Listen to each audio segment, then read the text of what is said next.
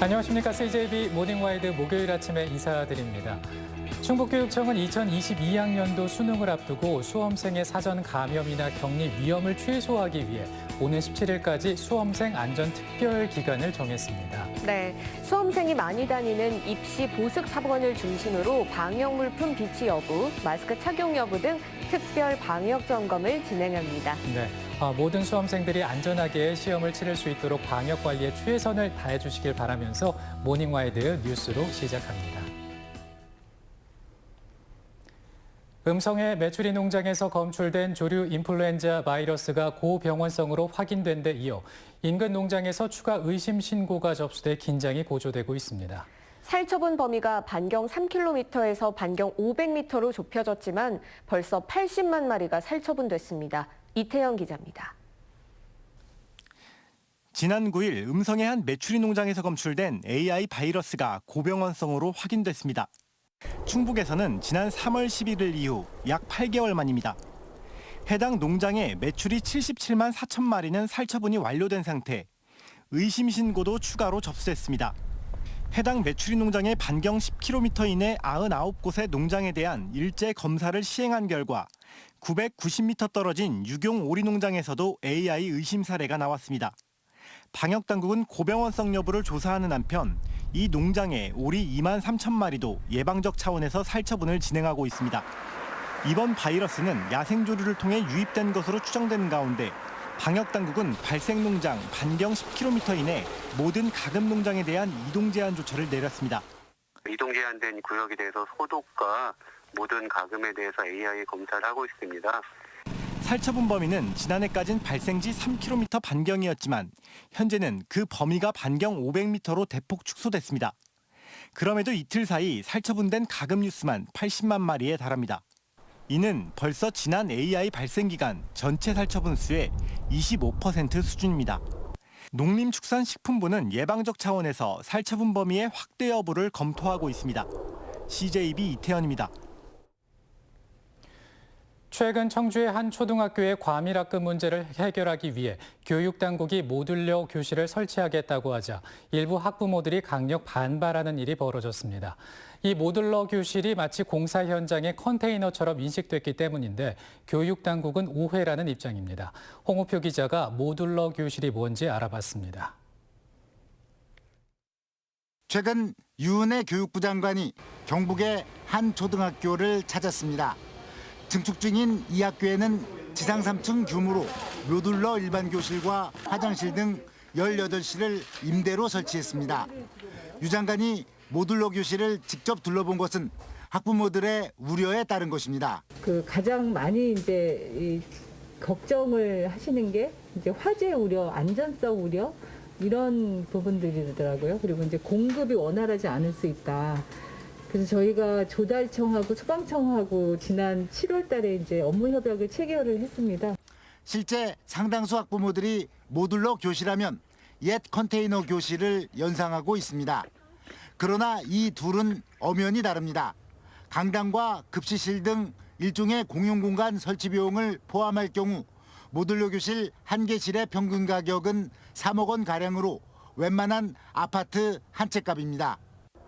비싼 이유는 무엇일까? 비용이 좀 있는 이유가 그런 안전적인 부분이나 이런 것들을 실제 건축물하고 거의 같게 이제 충족을 시키다 보니까 40년간 거의 건축물하고 똑같이 장기간 활용하는 거기 때문에 모듈러 교실을 도입하기로 한 충청북도 교육청이 컨테이너 아니냐는 말에 펄쩍 뛰는 이유이기도 합니다. 지난해까지 도내 유치원 2곳이 모듈러 교실을 임대로 사용한 적이 있습니다. 만족도는 생각보다 높았습니다. 저희가 생각했던 것보다 굉장히 건물이 예쁘고 넓고 쾌적해서 이게 모듈형 건물이라는 생각이 들지 않을 정도로, 그리고 이제 공간이 넓고 화장실 같은 것도 굉장히 넓어서 아이들이 사용하는데 좀 좋았고요. 다만 장애인 시설의 확충과 층간소음 감소 방안 등 세세한 개선은 필요합니다. 예측하기 힘든 교육수에 능동적으로 대처할 수 있는 가장 현실적인 해법은 모듈러 교실이지만 학부모들의 막연한 불안감과 선입견을 어떻게 없앨 것인가가 도교육청의 고민으로 남아 있습니다. CJB 홍우표입니다. 신설학교 학생 수 예측은 신도하지 못한다는 교육계 내부의 우스갯소리가 있습니다. 그만큼 학생 수요 예측이 어렵다는 얘긴데요.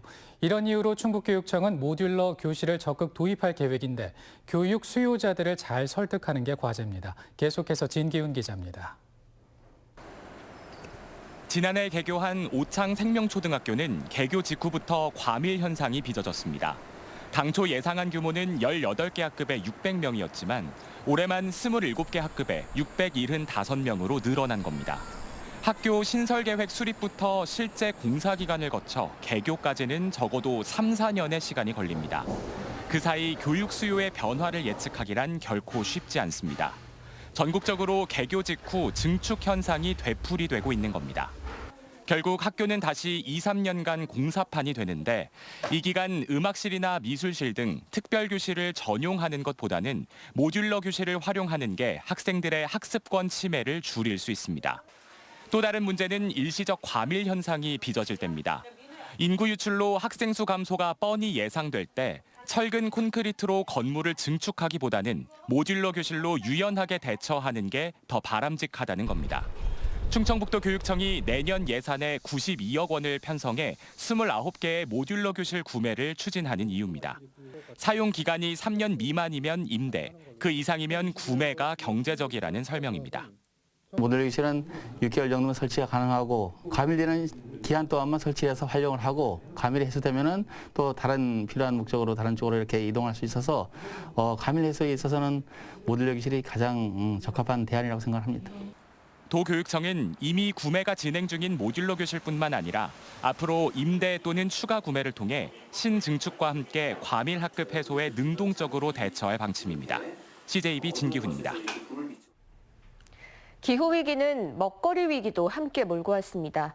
농산물 유통이나 장바구니 물가가 심각한 문제로 피부에 와닿고 있는데요. 위기에 대처하기 위해 가장 주목을 받는 건 바로 로컬푸드입니다. 지역 농산물을 지역에서 소비하는 로컬푸드 운동이 도정 주요 과제로 본격 추진됩니다. 김기수 기자입니다. 청주현 초등학교 점심시간입니다. 학생들이 배식받은 메뉴는 소고기 콩나물 비빔밥과 사과 등으로 구성돼 있는데 식재료의 3분의 1을 친환경 지역 농산물을 사용하고 있습니다. 학생들의 건강 및 급식의 질 향상을 위해 로컬 푸드 및 친환경 농산물 사용 확대를 위해 노력하고 있습니다. 충청북도가 농업인과 협동조합, 전문가 등으로 구성된 먹거리위원회를 구성하고 지역에서 생산된 농산물을 지역에서 소비하는 선순환 체계 구축에 나섰습니다. 먹거리 통합 지원센터를 구축해 지역 농업인들이 대형 유통업체를 거치지 않더라도 지역에 판매할 수 있는 시스템을 마련하겠다는 겁니다. 단체 급식이 이루어지는 학교와 공공기관을 시작으로 안정된 소비 체계를 구축하고 중소농업인들의 재배 품종을 파악해 식자재에 대한 안정적인 공급 기반도 마련할 방침입니다. 소규모 생산 농가들도 지역 내의 경제의 어떤 그 구조, 순환 구조 속에 들어올 수 있게끔 하는 방법이 없겠느냐. 생태적, 사회적, 경제적 지속 가능성을 먹거리와 농업 부분, 또 지역 부분에서 만들어내자라고 하는 것이고, 또한 취약계층이나 독거노인에 대한 푸드 기부를 통해 먹거리 복지 정책도 추진합니다. 도민들의 건강이고 또 도민들의 생명이고 또 이게 잘 되면 우리의 미래라고 생각되기 때문에 충청북도는 로컬푸드 매장 확대와 함께 내년 먹거리 선순환을 위한 전담부서도 신설할 방침입니다. CJB 김기수입니다. 2년 전 건강식품으로 인기가 있는 노니분말에서 쇳가루가 잇따라 검출되자 정부가 금속성 이물 제거를 의무화하는 등 대대적인 재발 방지를 약속했는데요. 하지만 또다시 시중에 유통 중인 건강 분말식품의 30%에서 기준치를 최대 22배나 초과하는 쇳가루가 검출됐습니다. 이윤영 기자의 보도입니다. 온라인 쇼핑몰 등에서 가장 많이 판매되고 있는 건강 분말식품입니다. 한국소비자원이 가장 많이 팔리는 40개 제품을 대상으로 안전 실태 조사를 벌인 결과 신형 허브에서 제조한 강황 분말에서 기준치의 22배가 넘는 226mg의 금속성 이물이 검출됐고 대성의 강황가루에서도 16배의 쇳가루가 나오는 등 모두 12개 제품이 안전 기준을 초과했습니다. 조사 대상의 30%에 해당하는 제품에서 금속성 이물이 발견된 겁니다. 쇳가루라든지 금속 파편, 철사, 칼날 조각 등을 말하며 이러한 이물은 분쇄 이후에는 충분한 자력을 가진 자석봉을 이용하여 금속성 이물 제거 공정을 거쳐야 합니다.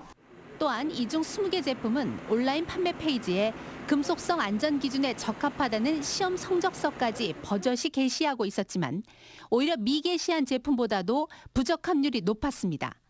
시험 성적서조차 믿을 수 없는 형국입니다. 한국소비자원은 안전 기준을 초과한 12개 사업자에 대해 해당 제품의 판매 중단과 회수 조치를 내렸습니다. 금속성 이물 기준을 초과한 제품의 자발적 회수와 함께 제조 공정 및 표시 개선을 권고했고 사업자는 이를 수용해 제품의 판매 중단 및 회수 조치하고 표시 사항을 개선하기로 했습니다. 국민 건강을 해친다며 식약처까지 나서 각종 대응책 마련에 나섰지만 쇳가루 분말은 여전히 소비자 식탁에 오르고 있습니다. CJB 이윤영입니다.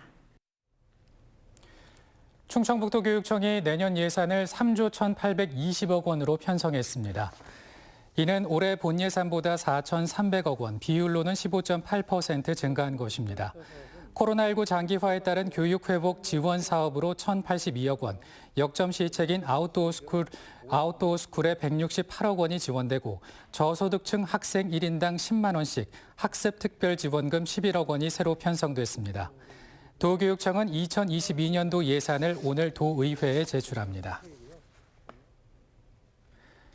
청주시가 가로등과 보안 등, 공원 등, 하천 등에 부여된 표찰 번호를 경찰청과 소방본부에 제공하기로 했습니다. 경찰과 소방본부는 위급 상황이나 사고 발생 시 주소가 표기된 표찰 번호를 활용해 현장 위치 추적에 나설 계획입니다. 청주에는 6만 2천여 개의 조명 등 표찰 번호가 설치돼 있습니다.